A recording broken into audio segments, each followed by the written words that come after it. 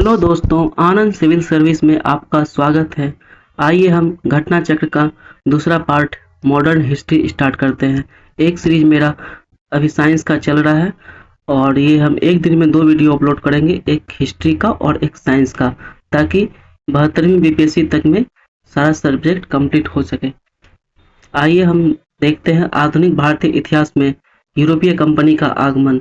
दोस्तों ये बुक बहुत ही इंपॉर्टेंट है, इसको अच्छे से देखिएगा। इसका क्वेश्चन हूबहू क्वेश्चन एग्जाम में आ जाता है, बीपीएससी हूबहू क्वेश्चन लग जाता है। एक्सप्लेनेशन से इसका क्वेश्चन डायरेक्ट उठा के रख दिया जाता है, इसलिए बहुत ही ऑल पीसीएस का इसमें लगभग जितना पीसीएस है सारा पीसीएस का इसमें क्वेश्चन मिलेगा, यूपीएससी का क्वेश्चन मिलेगा और ये इससे बहुत ही क्वेश्चन रिपीट होता है। इसको अच्छे से देखिएगा दोस्तों। आइए हम चैप्टर का शुरुआत करते हैं, आधुनिक भारतीय इतिहास में यूरोपीय कंपनी का आगमन। तो पहला क्वेश्चन है दोस्तों कि वास्को डिगामा कालीकट किस वर्ष आया था। वास्को डिगामा कालीकट किस वर्ष आया था? 1498 में आया था। आइए देखते हैं दोस्तों इसका एक्सप्लेनेशन है इसका। पुर्तगीज नाविक एवं खोजकर्ता वास्को डिगामा भारत के पश्चिमी तट पर स्थित बंदरगाह कालीकट पर 20 मई 1498 को पहुंचा और उसने यहां पहुंचकर भारत एवं यूरोपियों के मध्य एक समुद्री मार्ग का खोज किया और कालीकट के तात्कालिक शासक जेमोरिन ने वास्को डिगामा में इसका स्वागत किया। वास्को डिगामा का स्वागत किया जेमोरिन। कालीकट के तात्कालिक शासक जेमोरिन वास्को डिगामा का स्वागत किया और पुर्तगाली व्यापारियों ने भारत में कालीकट, गोवा, दमनदीप और हुगली के बंदरगाह में अपना व्यापारिक कोठियां स्थापित किया और 1505 ईस्वी में फ्रांसीसी डी अल्मेडा भारत में प्रथम पुर्तगाली वायसराय बनकर आया और व्यापारी के हितों के परिक्षेपण और हिंद महासागर में प्रभुत्व स्थापित करने के लिए ब्लू वाटर पॉलिसी अर्थात नीले जल की नीति का प्रतिपादन किया। भारत आने वाले यूरोपीय कंपनी में पहला पुर्तगाली था जिन्होंने नए समुद्र मार्ग का खोज किया और भारत के साथ व्यापारियों का संबंध स्थापित किया। आइए हम नेक्स्ट क्वेश्चन देखते हैं दोस्तों। नेक्स्ट क्वेश्चन है कौन नीले जल नीति या ब्लू वाटर पॉलिसी संबंधी कौन सा? फ्रांसीसी डी अल्मेडा। नीले जल नीति, ब्लू वाटर पॉलिसी, फ्रांसीसी डी अल्मेडा हो जाएगा आंसर इसका। ए नंबर आंसर दोस्तों। आइए हम नेक्स्ट क्वेश्चन देखते हैं। नेक्स्ट क्वेश्चन है आपका मध्यकाल में सर्वप्रथम भारत में व्यापारियों से संबंध स्थापित किया था कौन किया था? पुर्तगाली ने किया था। वास्को डिगामा भारत कब आया था? 1498 में आया था दोस्तों। आइए अब नेक्स्ट क्वेश्चन देखते हैं। पुर्तगाली उपनिवेश का प्रथम वायसराय भारत में कौन आया था? वो आया था फ्रांसीसी डी अल्मेडा आया था। फ्रांसीसी डी अल्मेडा आया था। निम्नलिखित में से किसने वास्को डिगामा का कालीकट में स्वागत किया गया था? वो किया गया था जेमोरिन शासक किया था। कौन किया था? जेमोरिन शासक ने किया था आपका। नेक्स्ट क्वेश्चन देखते हैं आपका वास्को डिगामा के संबंध में कौन सा कथन सही है? वास्को डिगामा 1498 में भारत की यात्रा के समय कालीकट शासक जेमोरिन था, ये बिल्कुल सही है। वास्को डिगामा 1498 में जेमोरिन उसका स्वागत किया था कालीकट में। और दूसरा देखते हैं प्रथम यात्री वास्को डिगामा लगभग 1 साल तक भारत में रहा था। नहीं, ये हो जाएगा आपका 3 माह तक रहा था। ये रहा था 3 माह तक रहा था। और वास्को डिगामा पुनः 1501 में भारत आया था। नहीं, वास्को डिगामा पुनः 1501 नहीं 1502 में भारत आया था। 1498, 1502 और 1524 3 बार भारत आया था वो। तो इसका डेट पूछा भी गया है। 20 मई 1498 को वास्को डिगामा कालीकट पहुंचा। उस समय कालीकट का शासक जेमोरिन था। उसने वास्को डिगामा का स्वागत किया और लगभग 3 महीने तक भारत में रहा और भारतीय वस्तुओं से लदे जहाज को पुर्तगाल वापस लौट गए। वास्को डिगामा पुनः 1502 और 1524 में भारत आए थे। आइए हम नेक्स्ट क्वेश्चन देखते हैं। नेक्स्ट क्वेश्चन है आपका मिलान करने वाला। वास्को डिगामा पुर्तगाल का था। क्रिस्टोफर कोलंबस आपका स्पेन का था और कैप्टन कुक आ जाएगा आपका ग्रेट ब्रिटेन का और तस्मान आपका हॉलैंड का था। आइए इसका बी नंबर आंसर हो जाएगा दोस्तों। पुर्तगाल यात्री वास्को डिगामा ने भारत और यूरोप के मध्य समुद्री मार्ग मूलतः इटली के निवासी स्पेन और वित्त पोषित यात्री कोलंबस ने अमेरिका का और हॉलैंड में एबल तस्मान और वॉन डिमेंस लैंड वर्तमान में तस्मानिया इसका नाम है और न्यूजीलैंड का खोज किया था। और कैप्टन कुक ग्रेट ब्रिटेन का निवासी था। ऑस्ट्रेलिया की खोज का श्रेय ऐतिहासिक रूप से डच नाविक विलेम जेस जून को जाता है। उन्होंने वर्तमान में ऑस्ट्रेलिया क्वींसलैंड प्रांत 1606 ईस्वी में कदम रखा था, किंतु ब्रिटिश इतिहास में कैप्टन जेम्स कुक ने ऑस्ट्रेलिया की भूमि पर कदम रखा था और अधिक महत्व इसलिए दिया जाता है क्योंकि इन्होंने ऑस्ट्रेलिया के पूर्वी तट पर सर्वेक्षण कर ब्रिटेन के लिए दावा किया था, जिससे कि ऑस्ट्रेलिया में उपनिवेशीकरण प्रारंभ हुआ और कैप्टन कुक को ऑस्ट्रेलिया का खोजकर्ता नहीं कहा जा सकता है। आइए हम नेक्स्ट क्वेश्चन देखते हैं।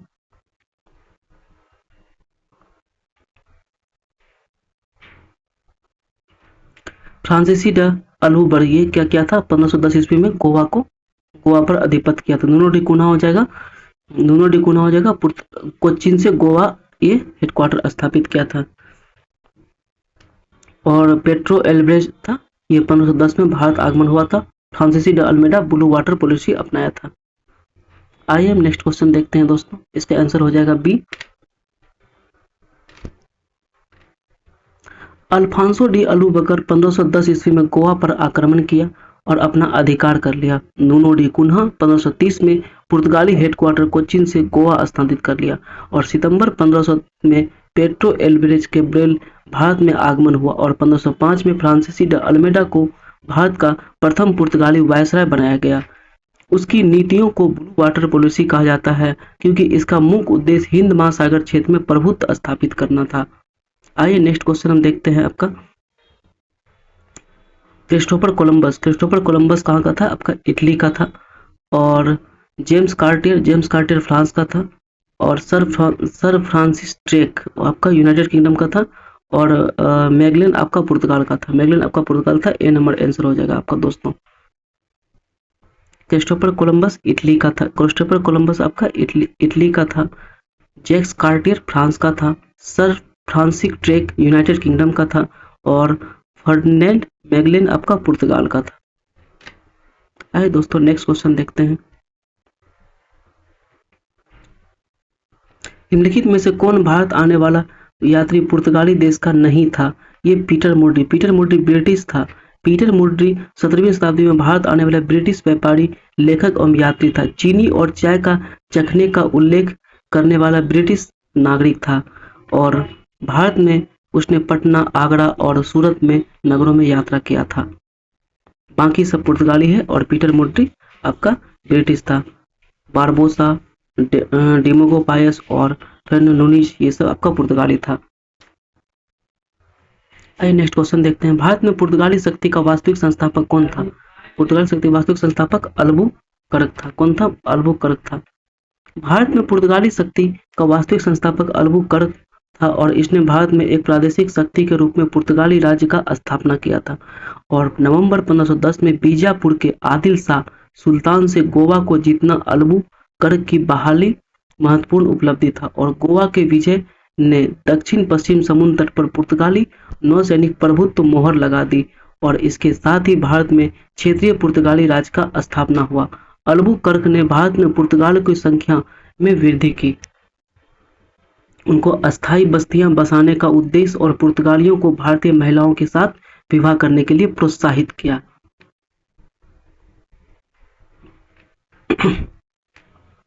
भारत में यूरोपीय शक्तियों का प्रवेश के संदर्भ में निम्नलिखित में से कौन सा कथन सही नहीं है? तो पुर्तगाल 1499 में गोवा पर कब्जा किया था? नहीं, बिल्कुल नहीं। पुर्तगाल आपका जो है 1499 में नहीं, पुर्तगाल ने गोवा पर 1510 में कब्जा किया था। 1510 में कब्जा किया था। इसलिए ये स्टेटमेंट गलत है और बाकी इसलिए आंसर ए हो जाएगा। अंग्रेजों ने अपना पहला कारखाना दक्षिण भारत में मछलीपट्टनम में लगाया था। बिल्कुल सही है। पूर्वी भारत में अंग्रेजी कंपनी ने 1663 में उड़ीसा में पहला कारखाना लगाया था। यह भी सही हो जाएगा। डुप्ले के नेतृत्व में फ्रांसीसी ने 1746 में अंग्रेजों पर कब्जा किया था। यह भी सही है। एक क्वेश्चन बस ए नंबर गलत है। उसके बाद आइए 14 नंबर क्वेश्चन। पुर्तगाल ने भारत में निम्नलिखित में से किस स्थान पर प्रथम दुर्ग का निर्माण किया था? प्रथम दुर्ग का निर्माण पुर्तगाल ने कोच्चिन में किया था। भारत में प्रथम यूरोपीय भारत में प्रथम यूरोपीय दुर्ग का निर्माण पुर्तगालियों द्वारा 1503 ईस्वी में कोच्चिन में किया गया था। इसके निर्माण में अल्फांसो डी अल्बुकर्क ने अपनी महत्वपूर्ण भूमिका निभाई। अल्बुकर्क ने भारत में अपनी पहली यात्रा 1503 में और उसके उपरांत 1508 में भारत आया। 1509 में भारत में अल्मीडा के बाद पुर्तगाली क्षेत्र का गवर्नर बनाया गया। पहली यात्रा 1503 में किया था और पुनः 1508 में, और भारत आया 1509 में। भारत में अल्मीडा के बाद पुर्तगाली गवर्नर बनकर आया। नेक्स्ट क्वेश्चन देखते हैं, किन यूरोपियों ने भारत में प्रथम सामुद्रिक व्यापारिक केंद्र स्थापित किया? तो वो पुर्तगालियों ने किया था। नेक्स्ट इसका एक्सप्लेनेशन देखते हैं। यूरोपीय शक्तियों में सर्वप्रथम पुर्तगाली व्यापारियों ने भारत में सामुद्रिक व्यापारिक केंद्र स्थापित किया, और भारत में प्रथम पुर्तगाली वायसराय फ्रांसीसी डी अल्मीडा 1509 ईस्वी में दिव्य के युद्ध में मिस्र के मामलुक सल्तनत, शक्तिशाली गुजरात सल्तनत और कालीकट के जेमोरिन संयुक्त सेनाओं को पराजित कर और हिंद महासागर के व्यापारियों को अपना प्रभुत्व स्थापित किया, व्यापार पर अपना प्रभुत्व स्थापित किया। नेक्स्ट क्वेश्चन दोस्तों देखते हैं, बंगाल में निम्नलिखित फैक्ट्रियों में से एक जो पुर्तगाली द्वारा स्थापित किया था। पुर्तगाली जो है बांदेल में भी स्थापित किया था और हुगली में भी स्थापित किया था। बांदेल बंद हो गया था, उसके बाद फिर हुगली में स्थापित किया गया था।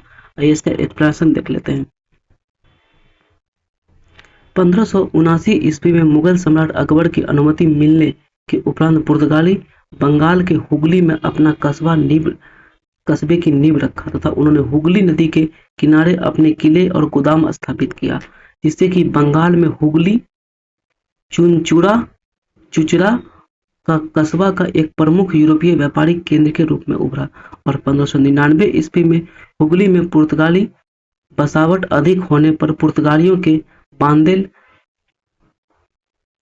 के बांदेल वर्तमान में पश्चिम बंगाल राज्य में हुगली जिला में स्थित है क्षेत्र में आगमन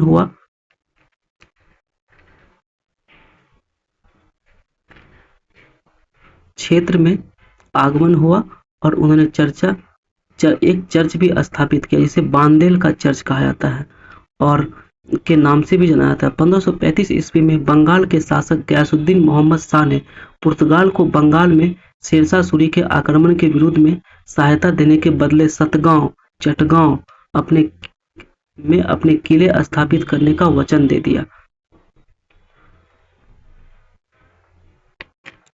दिया और 1536 से 37 में मोहम्मद शाह अपने वादे से मुकरते हुए पुर्तगाल को सतगांव और चटगांव को किले की जगह कस्टम हाउस और फैक्ट्री स्थापित करने की अनुमति दिया, और उसके बाद संपूर्ण बंगाल में अनेक पुर्तगाली बस्तियों की स्थापना की गई। चटगांव, जिसे पुर्तगाल का महान बंदरगाह के रूप में अभिहित करते हैं, इसके द्वारा प्रयुक्त किया जाता है, और किंतु 16वीं सदी में सतगांव का पतन हो गया और उसके स्थान पर हुगली ने ले लिया। चुनसुरा में डचों ने गुस्तावुस के किले का निर्माण किया था और श्रीरामपुर में डेनिश प्रमुख केंद्र था, और हुगली के ही अंतर्गत आने वाला बांदेल दोनों ही पुर्तगाली का व्यापारिक प्रमुख केंद्र था। आइए नेक्स्ट क्वेश्चन देखते हैं दोस्तों। पांडिचेरी वर्तमान में पुडुचेरी के संदर्भ में कौन सा कथन सही है? पांडिचेरी पर कब्जा करने वाला पहला यूरोपीय शक्ति पुर्तगाल था। ये बिल्कुल सही है, पहला यूरोपीय शक्ति पुर्तगाल था। पांडिचेरी पर कब्जा करने वाला दूसरा यूरोपीय शक्ति फ्रांसीसी था। ये गलत है स्टेटमेंट। अंग्रेजों ने कभी पांडिचेरी पर कब्जा नहीं किया था, बिल्कुल गलत है ये, इसलिए आंसर ए हो जाएगा इसका। आइए हम देखते हैं नीचे। पांडिचेरी पर सर्वप्रथम पुर्तगालियों ने अपना उपनिवेश स्थापित किया था, और पांडिचेरी में इसके बाद डेन्स और डचों ने अपनी व्यापारिक कोठियां स्थापित की, और फ्रांसीसी चरण की शुरुआत 1673 ईस्वी में मानी जाती है। अंग्रेजों ने भी पांडिचेरी पर 1793 ईस्वी में कब्जा कर लिया, और 1814 ईस्वी में पेरिस की संधि के तहत फ्रांस को सौंप दिया गया, और केवल एक सही है। आइए हम नेक्स्ट क्वेश्चन देखते हैं। हुगली को जो है बंगाल की खाड़ी में समुद्री लूटपाट के लिए किसने अड्डा बनाया? वो बनाया था पुर्तगालियों ने बनाया था। हुगली में बंगाल की खाड़ी में समुद्री लूटपाट के लिए अड्डे के रूप में इस्तेमाल किया गया था। पुर्तगालियों का अंत का रीजन दोस्तों ये भी है कि वो आते ही भारत में वो मतलब कि अपना धार्मिक विस्तार करने लगा ईसाई धर्म का, और शादी करके किसी पर दबाव बनाने लगा और यहाँ के धर्म को हस्तक्षेप करने लगा, जैसे कि विधवा पुनर्विवाह, विधवा को विवाह करा देना अपने अपने पुर्तगालियों से।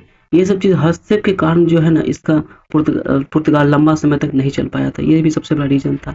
और लूट-पाट, हिंद महासागर में कब्जा कर लूट-पाट कर लेना, जितने कोई जहाज़ से अगर वो कोई किसी से नहीं जीत पाता था, वो उसको जहाज़ को लूट लिया जाता था। ये भी सबसे बड़ा रीज़न है उसका अंत होने का दोस्तों, पुर्तगालियों का। आइए हम देखते हैं नेक्स्ट क्वेश्चन। बंगाल की खाड़ी में समुद्री डकैती हेतु हुगली का उपयोग कौन करता था? अब देखिए, पुर्तगालियों ने करता था। लूट-पाट बहुत किया है पुर्तगालियों ने। इसका और निम्नलिखित में से कौन पुर्तगाल का संस्थापक कलकत्ता का संस्थापक जॉब चार्नक था। और गोरेल्ड ओंगियार जो है ना दोस्तों, ये आपका मुंबई शहर का स्थापना किया था। ये आपका याद रखिएगा दोस्तों। पेन अभी मेरा आया नहीं है, इसलिए लिखने में प्रॉब्लम होता है, थोड़ा सा राइटिंग गंदा हो रहा है। पेन आ तो फिर हम अच्छे से लिखेंगे, ज़्यादा भी लिखेंगे, अभी लिखने में नहीं बनता है हाथ से। तो गोरेल्ड ओंगियार मुंबई का संस्थापक था। कासिम बाजार की फैक्ट्री का प्रमुख जॉब चार्नक अंग्रेजों के व्यापार का केंद्र के लिए हुगली के स्थान पर जो है सूतानाती और अथवा सुतनौती को चुना, और उसने कलकत्ता का संस्थापक माना जाता है। उसे ही कलकत्ता का संस्थापक माना जाता है। और इसका प्रचलित धारणा के अनुसार जॉब चार्नक ने 3 गांव सूतानुती, कालीकता और गोविंदपुर को मिलाकर कलकत्ता शहर का स्थापना, पूछा हुआ क्वेश्चन है, कलकत्ता शहर का स्थापना मिलाकर हुआ है। तो ऑप्शन में रहेगा सुतानती, कालीकता और गोविंदपुर को मिलाकर किया गया है। और 2003 ईस्वी में दिए गए 2003 में दिए गए अपने निर्णय में कलकत्ता उच्च न्यायालय खंडपीठ ने जॉब चार्नक को कलकत्ता के संस्थापक न मानने को कहा कि कलकत्ता पहले से कालीकता जॉब चार्नक के आगमन के पूर्व ही अस्तित्व में था, और इसका आधार कलकत्ता की स्थापना 24 अगस्त 1960 को नहीं माना जाना चाहिए। आइए नेक्स्ट क्वेश्चन है दोस्तों, नेक्स्ट क्वेश्चन है, कलकत्ता किसने बसाया था? कलकत्ता को किसने बसाया था? जॉब चार्नक ने बसाया था कलकत्ता को जॉब चार्नक ने बसाया था दोस्तों। नेक्स्ट क्वेश्चन देखते हैं दोस्तों, निम्न में से किस स्थान पर भारत ने प्रथम नगर निगम का स्थापना किया था? भारत में प्रथम नगर निगम का स्थापना मद्रास में हुआ था। कहाँ पर हुआ था? मद्रास में। आधुनिक भारत का पहला नगर निगम 1688 ईस्वी में मद्रास के प्रेसिडेंसी शहर में स्थापित किया गया था। इसे मद्रास नगर निगम के नाम से जाना जाता है। वर्तमान में ग्रेट चेन्नई नगर निगम के नाम से भी जाना जाता है। आइए दोस्तों नेक्स्ट क्वेश्चन देखते हैं। भारत के साथ व्यापार के लिए सर्वप्रथम संयुक्त पूंजी कंपनी किन लोगों ने आरंभ किया था? तो वो डच ने किया था। संयुक्त पूंजी कंपनी किन लोगों ने? डच ने किया था। यहाँ पे ब्रिटिश नहीं है, अगर ब्रिटिश रहता तो दोस्तों ब्रिटिश ऑप्शन होता, लेकिन ब्रिटिश नहीं है ऑप्शन में, इसलिए डच ऑप्शन हुआ। संयुक्त पूंजी कंपनी ब्रिटिश कंपनी भी संयुक्त पूंजी कंपनी था, लेकिन ऑप्शन में नहीं है, इसलिए डच हुआ। आइए अब इसका एक्सप्लेनेशन देखते हैं।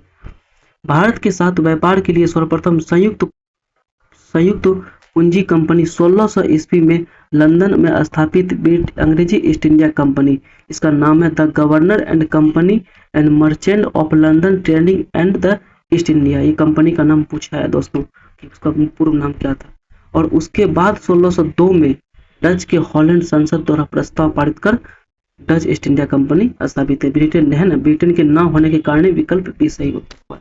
आइए दोस्तों नेक्स्ट क्वेश्चन देखते हैं। निम्नलिखित में से कौन सा कथन सही है? आधुनिक कोच्चि भारत का स्वतंत्रता तक डच उपनिवेश था। दूसरा है, डचों ने पुर्तगालियों को पराजित किया और आधुनिक कोच्चि उन्होंने फोर्ट विलियम का निर्माण किया था। डच ने तो पुर्तगालियों तो इस फोर्ट विलियम का निर्माण किया नहीं था। ये तो गलत है, और ये भी गलत है दोस्तों, सॉरी दोस्तों, ये भी दोस्तों गलत है। अब दूसरा देखते हैं। आधुनिक कोच्चि पहले डच उपनिवेश था, जिसे बाद में पुर्तगालियों का अधिकार कर लिया। ये भी गलत है दोस्तों। आधुनिक कोच्चि कभी भी ब्रिटिश उपनिवेश भाग नहीं लेते। ये भी तो सारा स्टेटमेंट गलत दे दिया है, इसलिए इस क्वेश्चन को हटा भी दिया गया था आईएएस 2005 के एग्जाम में। आइए इसका एक्सप्लेनेशन देख लेते हैं दोस्तों। डच ने लगभग 1663 ईस्वी में पुर्तगालियों को पराजित कर कोच्चिन पर अधिकार कर लिया था। वहां क्या था? नहीं किया था। आगे चलकर 1714 ईस्वी में कोच्चिन राज्य का राजा अनुमति लेकर केरल आधुनिक त्रिशूर जिले में चेट्टुटुआ के स्थान पर चौगेट नामक स्थान पर किले का निर्माण किया था।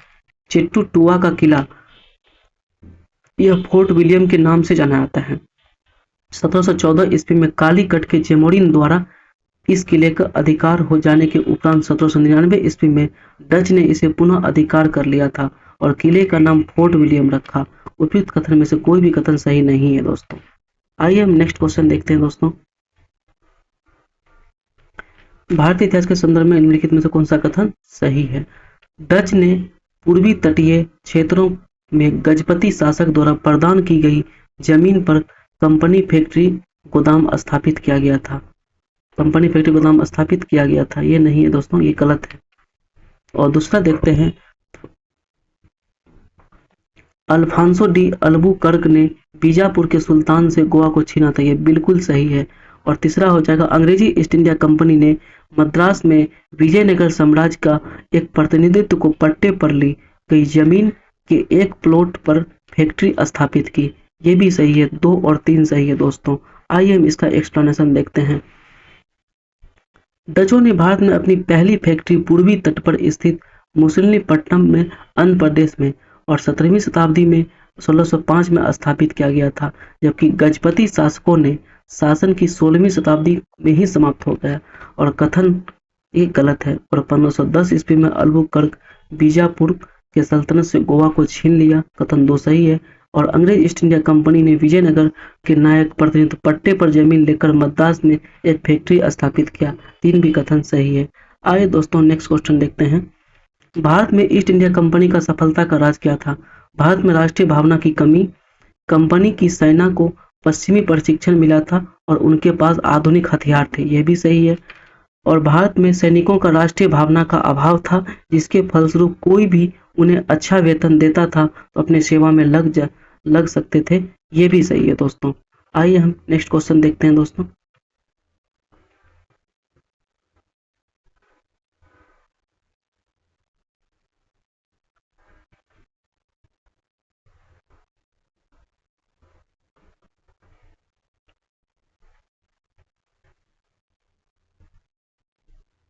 नेक्स्ट क्वेश्चन है दोस्तों, 17वीं शताब्दी के पहले चतुर्थांश में निम्नलिखित में से कहाँ इंग्लिश ईस्ट इंडिया कंपनी कारखाने स्थित है? तो कारखाना भरूच में स्थित है। कहाँ पर? भरूच में स्थित है। 17वीं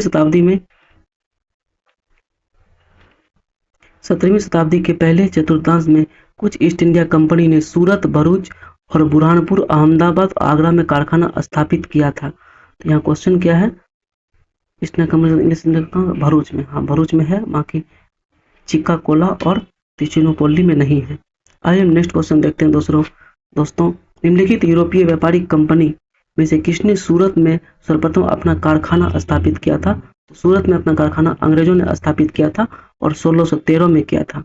देख लेते हैं एक्सप्लेनेशन। यूरोपीय व्यापारिक company British east India company ने सर्वप्रथम सूरत में फैक्ट्री स्थापित की थी और 1613 में जहांगीर ने अंग्रेजों को सूरत में अस्थायी कारखाना स्थापित करने की अनुमति दी थी। सूरत ने डचों द्वारा फैक्ट्री 1616 में, जबकि फ्रांसीसियों ने 1668 में स्थापित किया था और ईस्ट इंडिया कंपनी 1611 में मसूलीपट्टनम में अपना कारखाना स्थापित किया, जो कि अस्थायी था, और अपना अस्थायी कारखाना 1613 में सूरत में स्थापित किया दोस्तों। आइए हम एक्सप्लेनेशन देख लेते हैं दोस्तों। और फ्रांसीसी ने अपना प्रथम कारखाना 1668 में सूरत में स्थापित किया था। यदि केवल यूरोपीय कंपनी उपस्थिति के आधार पर बनाया जाए तो सूरत की पहली फैक्ट्री 1611 में पुर्तगालियों द्वारा स्थापित की गई थी। और किंतु यदि आधिकारिक अस्थायी ऐतिहासिक रूप से निर्णायक स्थापित फैक्ट्री बात की जाए तो इसका श्रेय निसंदेह 1613 में ब्रिटिश ईस्ट इंडिया कंपनी को माना जाता है। यही कारण है कि मानक इतिहास ग्रंथों में प्रतियोगी परीक्षाओं में सूरत को पहली यूरोपीय फैक्ट्री और 1613 में ब्रिटिश फैक्ट्री की मान्यता प्रदान की गई, न कि 1611 में सूरत पुर्तगालियों की फैक्ट्री स्थापित की गई थी। आइए दोस्तों नेक्स्ट क्वेश्चन देखते हैं। 1613 में अंग्रेजों द्वारा ईस्ट इंडिया कंपनी कहाँ पर अपनी कारखाना स्थापित किया था? सूरत में किया था 1613 में। और ईस्ट इंडिया कंपनी अपनी प्रारंभिक दौर में वेस्टर्न प्रेसिडेंसी कहाँ था? वेस्टर्न प्रेसिडेंसी सूरत में था। ईस्ट इंडिया कंपनी ने भारत में सूरत को अपनी वेस्टर्न प्रेसिडेंसी बनाया था। यहाँ पर बम्बई स्थानांतरित कर दिया गया था। ब्रिटिश ईस्ट इंडिया कंपनी ने Bombay British east India company ने बम्बई किससे में लिया था? तो बम्बई लिया था पुर्तगालियों से लिया था। किससे लिया था? पुर्तगालियों से लिया था। British east India company Bombay किससे लिया था? पुर्तगालियों से लिया था। British east India company Bombay पुर्तगालियों से लिया था और 1662 ईस्वी में इंग्लैंड के सम्राट चार्ल्स द्वितीय से विवाह पुर्तगालियों की राजकुमारी कैथरीन से होने पर 1661 में वैवाहिक संधि के तहत सम्राट चार्ल्स पुर्तगालियों को बम्बई का उपहार स्वरूप प्रदान किया गया था और 10 पाउंड का वार्षिक किराए पर 1668 में ब्रिटिश ईस्ट इंडिया कंपनी को दिया था। ये पूछा गया क्वेश्चन है कितने पाउंड पर? तो 10 पाउंड पर। निम्नलिखित में से किस वर्ष प्रयागराज के किले में अंग्रेजों का अधिकार स्थापित किया गया था? तो इसमें से कोई ऑप्शन नहीं है दोस्तों। ये शायद 1697 में शायद दिया गया था, 98 में, सॉरी, हाँ दिया हुआ है। अवध के नवाब सादत अली खान 1798 ईस्वी में प्रयाग इलाहाबाद के किले में अंग्रेजों को सौंप दिया गया था। आइए नेक्स्ट क्वेश्चन देखते हैं दोस्तों। ईस्ट इंडिया कंपनी के किस अंग्रेजी गवर्नर ने औरंगजेब द्वारा भारत से निष्कासित किया गया था? तो सर जॉर्ज चाइल्ड को औरंगजेब द्वारा भारत से निष्कासित किया गया था। इसका रीजन था दोस्तों, एक्सप्लेनेशन में देखते हैं। बम्बई में अंग्रेज का गवर्नर जॉन चाइल्ड 1688 ईस्वी में बम्बई और पश्चिमी समुद्री तट मुगल बंदरगाह का नाकाबंदी करने तथा मक्का जाने वाले हज यात्रियों को बंदी बनाने का प्रयास किया, जिसके परिणाम स्वरूप बादशाह औरंगजेब ने सदी याकूब को बम्बई का घेराबंदी का आदेश दिया, जिसके परिणाम स्वरूप अंग्रेजों को झुकना पड़ा, शांति के लिए बातचीत करने की मजबूत होना पड़ा। चाइल्ड के उद्दंडता और क्रूरता से औरंगजेब ने जॉन चाइल्ड को निष्कासन पर भारत छोड़ने का शर्त रखी और परंतु शर्त लागू होने के पूर्व जॉन चाइल्ड ने 1690 में मृत्यु हो गया उसका। आए दोस्तों नेक्स्ट क्वेश्चन देखते हैं। 41 नंबर, प्रथम कर्नाटक युद्ध में कौन सा तात्कालिक कारण था? तात्कालिक कारण बोलेगा तो अंग्रेजों द्वारा फ्रांसीसी जहाजों का अधिग्रहण कर लिया गया था तात्कालिक कारण में। आइए दोस्तों नेक्स्ट क्वेश्चन देखते हैं। कर्नाटक का प्रथम युद्ध 1746 से 48 ऑस्ट्रिया का उत्तराधिकार युद्ध जो कि 1740 में प्रारंभ हुआ था का विस्तार मात्र था। गिरिश सरकारों की आज्ञा के विरुद्ध ही दोनों दल 1746 में युद्ध प्रारंभ हुआ और अंग्रेजी कमांडर कॉर्टिस बर्नेट नेतृत्व में अंग्रेजी नौसेना द्वारा कुछ फ्रांसीसी जहाजों का अधिग्रहण कर लेना तात्कालिक कारण था। कर्नाटक युद्ध किन किन के मध्य लड़ा गया था? कर्नाटक युद्ध जो है आपका अंग्रेज और फ्रांसीसियों के बीच लड़ा गया था दोस्तों। आइए नेक्स्ट क्वेश्चन देखते हैं दोस्तों।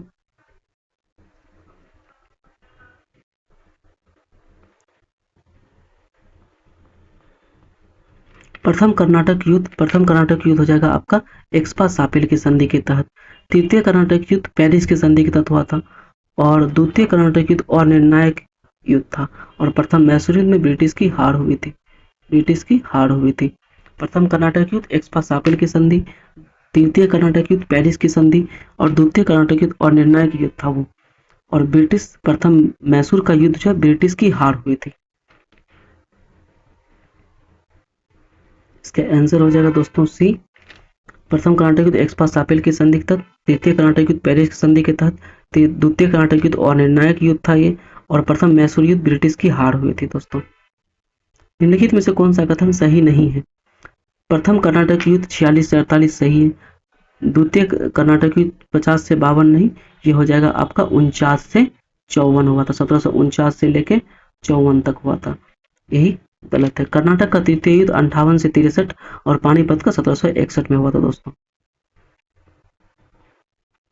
अंबुर का युद्ध 1752 में हुआ था, नहीं, अंबुर का युद्ध जो है आपका 1749 में हुआ था, आपका 49 में हुआ था, 1749 में हुआ था ये अंबुर का युद्ध। और दूसरा स्टेटमेंट देखते हैं आपका सही नहीं है पूछा है, तो ये तो सही, ये तो हो जाएगा। और इस युद्ध में मुजफ्फर जंग, चंदा साहिब और फ्रांसीसी सेना ने मिलकर अनिरुद्दीन का मुकाबला किया था, ये भी सही है। और यह युद्ध में अनवरुद्दीन की सेना की हार का सामना करना पड़ा था। ये भी सही है, तो गलत बस केवल एक है दोस्तों।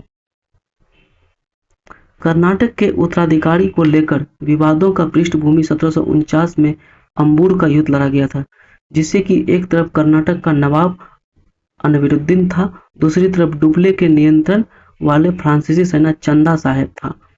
एक तरफ अनवरुद्दीन, दूसरा तरफ चंदा साहिब, और मुजफ्फर जंग की संयुक्त सेना ने अनवरुद्दीन की पराजय हुई और मारा गया।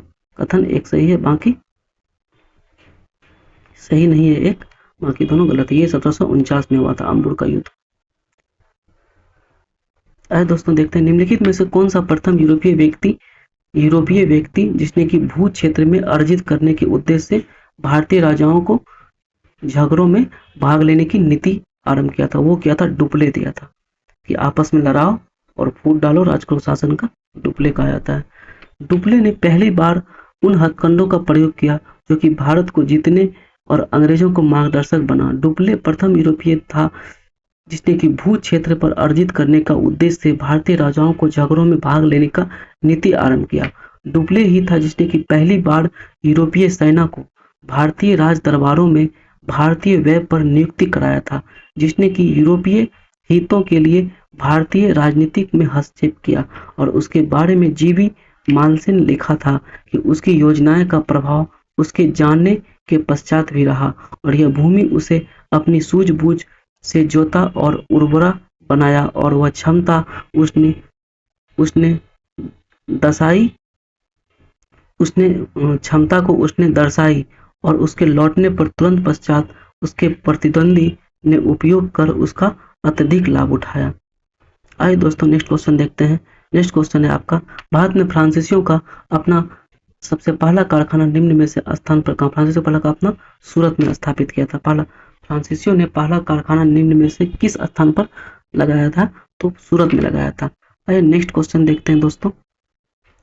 लुई 14वां का मंत्री कोलबर्ट वित्त मंत्री के पद पर था जब ये कंपनी स्थापित किया था। 1664 में फ्रेंच ईस्ट इंडिया कंपनी का स्थापना हुआ, जिससे कि फ्रांसीसियों में कैम्प्रोजेन, फ्रेंकाइज, पोर ले कॉमर्स देश इंडेस ओरिएंटल्स इसका नाम रखा गया था। कहा गया है कि इस कंपनी का फ्रांसीसी सरकार की कंपनी सबसे बड़ी शेयरधारक थी और इसलिए कंपनी का खर्च पर बड़ा हिस्सा राज्यों का द्वारा वहन किया जाता था। 1667 ईस्वी में फ्रेंकोइस केरो के नेतृत्व में एक अभियान दल भारत के लिए रवाना हुआ और 1668 ईस्वी में सूरत में अपनी पहली व्यापारिक कारखाना स्थापित किया। आइए दोस्तों नेक्स्ट क्वेश्चन,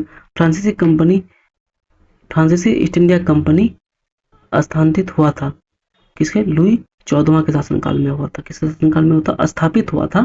फ्रांसीसी ईस्ट इंडिया कंपनी स्थापित हुआ था, लुई 14वां के शासनकाल में स्थापित हुआ था। निम्नलिखित में से किसने भारत में फ्रांसीसी कंपनी का संस्थापक माना जाता है? तो कोलबर्ट को माना जाता है। किसे माना जाता है? कोलबर्ट को माना जाता है। बंगाल में निम्न में से कौन सा कारखाना डचों ने स्थापित किया था? डचों ने जो है आपका चिंसूरा और हुगली में स्थापित किया था। डचों ने बंगाल में पहली कंपनी पिपली वर्तमान उड़ीसा राज्यों के में स्थित 1627 में स्थापित किया था। कब किया था? 1627 में स्थापित किया था और 1676 ईस्वी में डचों ने पिपली में अपना कारखाना छोड़ दिया और बालासोर में अपना नया कारखाना बना लिया और डचों की बंगाल में सही ढंग से व्यापार 1653 में शुरू हुआ और उन्होंने चिंसूरा में अपनी बस्ती स्थापित कर ली। लगभग 1656 से 57 ईस्वी में डचों ने चिंसूरा पर अपना फैक्ट्री स्थापित की। डचों ने हुगली में भी अपना फैक्ट्री स्थापना की, क्योंकि एक विवरण के अनुसार लगभग 1600 में हुगली नदी में आई भीषण बाढ़ हुगली शहर के डचों के कारखाने को फैक्ट्री को बहा दिया था और इस स्पष्ट से डचों ने चिंसूरा और हुगली दोनों स्थानों पर अपनी फैक्ट्री स्थापित की और 17वीं शताब्दी में समाप्त होने तक डचों ने कंपनी कासिम बाजार, ढाका, पटना और मालदा, बालसोर, जुगादिया आदि स्थानों पर स्थापित हो चुका था। आइए नेक्स्ट क्वेश्चन देखते हैं दोस्तों। क्या है? बिमलीपट्टम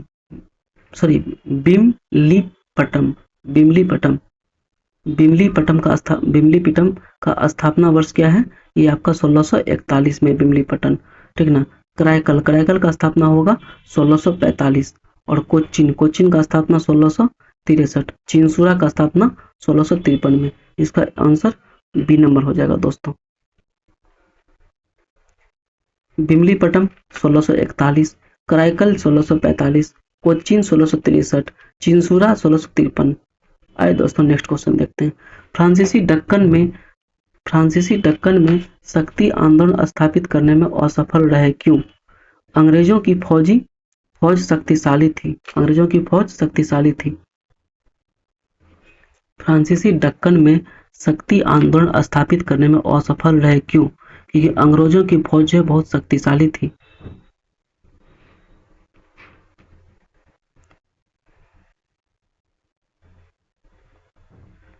फ्रांसीसियों की पराजय का एक मुख्य कारण उनका कमजोर नौसेना थी और वाल्टेयर के अनुसार ऑस्ट्रिया का उत्तराधिकार युद्ध के समय फ्रांस की जल शक्ति का इतना ह्रास हुआ कि सप्तवर्षीय युद्ध के समय उनके पास शायद ही कोई युद्धपोत बचा था। दूसरी ओर अंग्रेजों के पास शक्तिशाली नौसेना थी।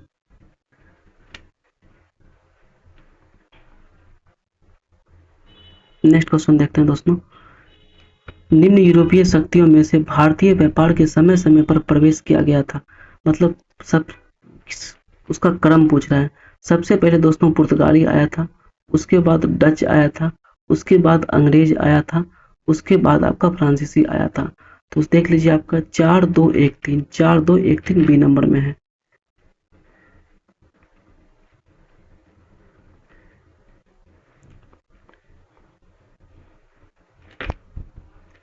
देखो मतलब इसका सूची सम्मिलित करना। पांडिचेरी फ्रेंच, उसके बाद गोवा हो जाएगा आपका पुर्तगाली, ट्रेनकोबर टेनिस और सद्रास हो जाएगा डच। पांडिचेरी पर फ्रेंच, गोवा पर पुर्तगाल, ट्रेनकोबर पर टेनिस और सद्रास पर डच ने किया था। पांडिचेरी पर हो जाएगा फ्रेंच, गोवा पर पुर्तगाल, ट्रेनकोबर पर टेनिस, सद्रास पर डच। उस क्षेत्र की पहचान करें जहां यूरोपीय वासियों ने सर्वोत्तम सोरा और अफीम प्राप्त किया था, वो बिहार अफीम उत्पादन में अग्रणी था दोस्तों। और सोरा उत्पादन। अंग्रेजी शासन काल में भारत का कौन सा अफीम उत्पादन हेतु प्रसिद्ध था? बिहार। देखिए दोस्तों पीपीएससी में ही सेम क्वेश्चन को रिपीट कर लिया गया। भारत, चीन और इंग्लैंड के बीच त्रिकोणीय व्यापार का मुख्य आर्थिक आधार क्या था? वो क्या था? अफीम था। त्रिकोणीय आधार क्या था? अफीम था। ये 70वीं बीपीएससी में पूछा हुआ क्वेश्चन है। देखिए दोस्तों बस थोड़ा सा क्वेश्चन को चेंज कर दिया गया। भारत, चीन और इंग्लैंड के मध्य व्यापार का मुख्य आधार अफीम था और ब्रिटिश ईस्ट इंडिया कंपनी ने भारत के बंगाल और बिहार आदि क्षेत्रों में अफीम की खेती का एकाधिकार स्थापित किया और भारतीय किसानों से जबरन खेती कराई तथा चीन से व्यापार असंतुलित को दूर करने के लिए अफीम का चीन का निर्यात किया, क्योंकि ब्रिटेन चीन से चाय और चीनी मिट्टी का बर्तन और रेशम अधिक आवश्यकता थी। विकल्प के अनुसार अफीम भारत, चीन और इंग्लैंड के बीच व्यापारिक संबंध का मुख्य आधार था। निम्नलिखित यूरोपियों में से कौन एक स्वतंत्रता पूर्व भारत में व्यापारिक के रूप में सबसे अंत में आया था? सबसे अंत में आपका फ्रांसीसी आया था दोस्तों। 15वीं शताब्दी में यूरोप और उनके राष्ट्र के व्यापार के समय समय पर व्यापार का उद्देश्य से भारत में आए। उन्होंने यूरोपियों में सबसे पहले 1498 में पुर्तगाली ने, 1605 में डच, 1608 में अंग्रेज और 1667 में फ्रांसीसी का आगमन हुआ। इस प्रकार विकल्पों में भारत आने वाला व्यापारिक सबसे अंत में फ्रांसीसी था। क्वेश्चन है किन स्थानों पर डचों ने अपनी पहली व्यापारिक अड्डे स्थापित की थी? नागापट्टनम, चिंसूरा और मछलीपट्टनम, सूरत, भरूच, आगरा, कोच्चि, अहमदाबाद, पटना। उपयुक्त सभी हो जाएगा दोस्तों। डचों द्वारा स्थापित प्रमुख व्यापारिक कंपनी नागपट्टनम, चिंसूरा, मछलीपट्टनम, सूरत, पालीकट, आगरा, कोच्चिन, अहमदाबाद और पटना। भारत का मृदा के स्वरूप तथा उपज के गुणों के आधार पर भूमि का राजस्व का मूल्यांकन पूछा गया है। अंग्रेजों का भारत का देन क्या है? मृदा का स्वरूप तथा उपज के गुणों के आधार पर भूमि का राजस्व का मूल्यांकन, ये गलत है, ये शेरशाह सूरी के समय में ही हो गया था। युद्ध में चलती फिरती तोप, ये तो आपका बाबर ही करके चले गया था। और तंबाकू का लाल मिर्च का खेती, ये तो आपका पुर्तगालियों का देन हो जाएगा आपका। नेक्स्ट इसका एक्सप्लेनेशन देख लेते हैं। मृदा के स्वरूप तथा इसके उपज के गुण के आधार पर भूमि राजस्व का मूल्यांकन अंग्रेजों के पूर्व शेरशाह सूरी और अकबर के द्वारा किया गया था। और भारत में तंबाकू और लाल मिर्च पुर्तगालियों का देन है। चलती फिरती तोप मुगल काल का ही देन है। अकबर ने आयुध का निर्माण करवाने कारखाने और तमाम प्रकार के बड़ी छोटी तोप तैयार किया था। नेक्स्ट क्वेश्चन देखते हैं दोस्तों। एक्सपा सापिल की संधि 1748 में संधि निम्नलिखित में से कौन सा कथन है? प्रथम, कर्नाटक युद्ध का समाप्ति। मद्रास में अंग्रेजों को वापस कर दिया गया।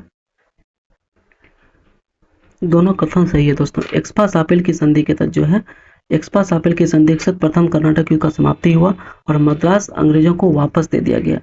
मद्रास अंग्रेजों को वापस दे गया था। एक्सपा सापिल की संधि के तहत 1748 में ऑस्ट्रिया का उत्तराधिकार का युद्ध समाप्त हुआ और यूरोपियों का युद्ध बंद होते ही कर्नाटक का प्रथम युद्ध समाप्त हो गया और मद्रास अंग्रेजों को पुनः प्राप्त हो गया। दोनों कथन सही है। 62 नंबर क्वेश्चन देखते हैं दोस्तों। भारत में अंग्रेजों की सफलता और फ्रांसीसियों की असफलता के कारण संदर्भ में निम्न में से कौन सा कथन सही है? अंग्रेजों को बंगाल विजय से अपार धन और जनशक्ति का मिलना और अंग्रेजों को बेहतर नौसैनिक, दोनों कथन सही है दोस्तों। इसका रीजन क्या है? अंग्रेजों को बंगाल से बहुत ही धन अर्जित हुआ और इसका नौसैनिक बेहतर था। सबसे बड़ा इसका लंबा समय तक शासन करने का रीजन था। भारत में अंग्रेजों का सफलता कई कारणों से था और इसमें अंग्रेजों का बेहतर नौसैनिक इसका बहुत ही ताकतवर था। पुर्तगाल का हारने का रीजन जीतने का कारण इससे था कि नौसैनिक शक्ति इसका बहुत मजबूत था। बंगाल पर नियंत्रण से अपने अपार जनधन की प्राप्ति, इसको बंगाल पर जब अधिकार कर लिया वहां से बहुत इसको राजस्व आने लगा और कंपनी के विभिन्न इकाइयों में समन्वय योग नेतृत्व आदि। दोस्तों इतना ही 62 क्वेश्चन था इसमें यूरोपीय कंपनी के आगमन में। आज का सेशन यहीं पे समाप्त होता है दोस्तों। आइए हम मिलते हैं नेक्स्ट वीडियो में। जय हिंद दोस्तों।